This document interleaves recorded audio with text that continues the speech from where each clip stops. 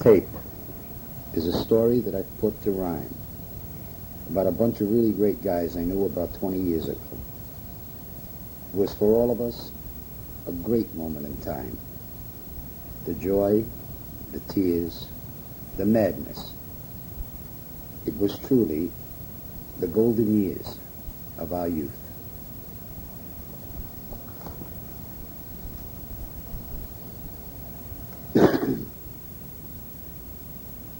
There's a legend found in Brooklyn town, a legend about a guy with muscles big and round. Now here's the story, so I've been told. Listen very close, and the legend I'll unfold. Up from the ranks he grows day by day, with balls the size of buildings, some would say. His left was made of lightning, in his right the gods put thunder, and any man who dared stand up to him, in a blink he soon put under. He had friends you could not number, for many favors he would do, and it was whispered in quiet places that his idol was Vinnie Fadou. When he walked down the street, the girls would rush to him, for he had many. Some even stood by their windows and threw confetti. And now I'll tell you the name of this giant, this god amongst men. When women saw him, they couldn't help but give out with sounds such as ah and oh. For his name was mighty Mikey Miccio. Mikey Miccio, Mikey Miccio. Soft-spoken, shy, Mikey Miccio. He rarely spoke, but when he did, everyone else just closed their lid. For the good and the oppressed, he always fought. Him and his little kid brother, Adi Gort. But when it came to making big decisions, so he did not folly, he had the good sense to run to the genius they all called Barley. From the poor he never took, so you know the rich called him a crook. When the sun fell and the moon rose, you could see him creeping on his toes. From car to car he moved without fright, like a black panther in the night. When he saw a car sitting low, his mouth would foam as he thought of the dough. He was rarely wrong, for good were his hunches. As if in a flash, out came his punches. Working with a surgeon's skill, in a flash it was open like a cash register till. And when he saw the bounty that was within, a score he would cry in a voice that was jolly, as overcome running his wheelman, Big Barley. Quickly they would scoop up the loot, and then head to home by a very fast route. And when they were finished, and hunger was their mood, then quickly to Mom's they would head for some food. Some melon, an omelet, toast, jelly, and chocolate milk. Happy were they that their night went like silk. But Barley smiled as he thought of the night they dared not tarry, when a bullet was fired at them by the local constabulary. But still they would smile, for fear was a word not found in their vocabulary. Although they were great at their trade of trunking, there was one who was best of all, a fact no one was ducking. When suddenly in through the door he came with a zing, the number one trunker, the one they called king. He entered quietly, without a fuss, this great smoothest silk one, called Asparagus. He nodded graciously for all to see.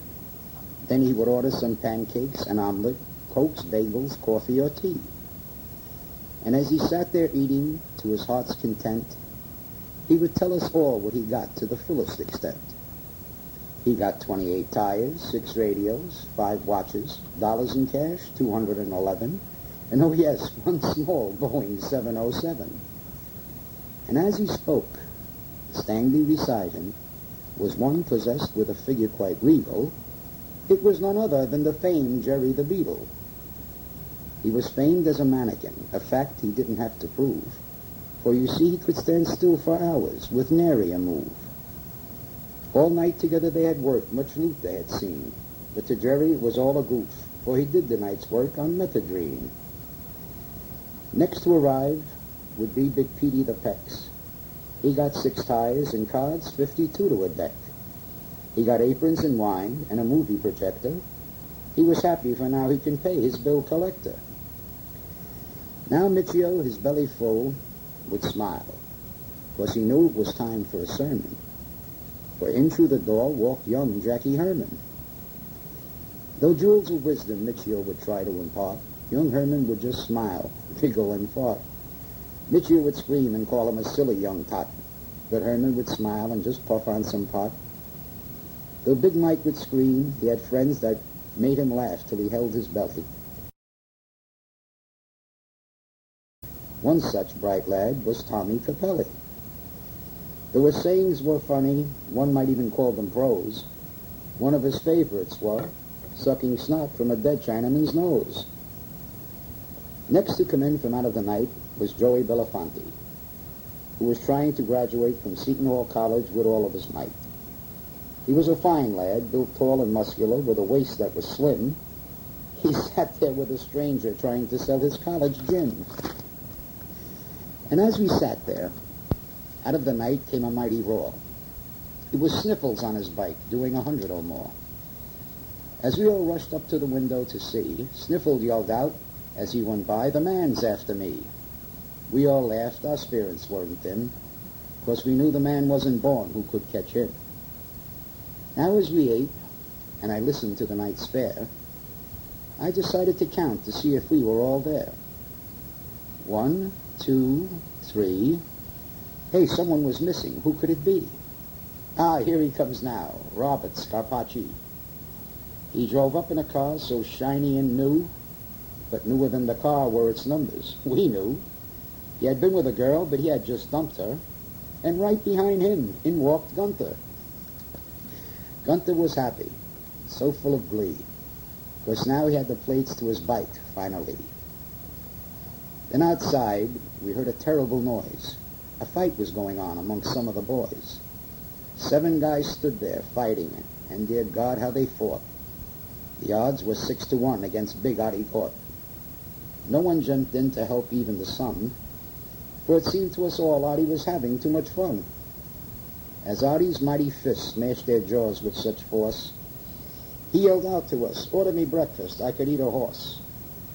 When the fighting was over and the 6 were laid out, this end I could have foretold, Artie's only complaint was that his coffee was cold. Then he had cornflakes. He put bananas on them by the bunches and arranged them in fancy pieces. It was one of his final touches, when lo and behold, in walked Tony Muscles on his crutches. Now here was a rider who knew no fear. His only trouble was he never saw second gear. He took off on his bike with a terrible lurch, then flew from the seat like a bird from its perch. Now who do you think was the leader of this crew? Miccio? Oh no, but someone instead. The leader was a dashing young blade called Robert Bighead. Yes, this was the life of the legend called Miccio. He'd help people wherever he'd go. Yes, friends he had many, and they love him still. The sound of his voice gave many a chill. Their friendship was true, and none was fake, but they all said he'd give an aspirin a headache. And now I'll close this story about a guy so fine, a story that I very skillfully put to rhyme. Happy and proud in the fact that he's also still a good friend of mine. I love you, Mikey. Noel.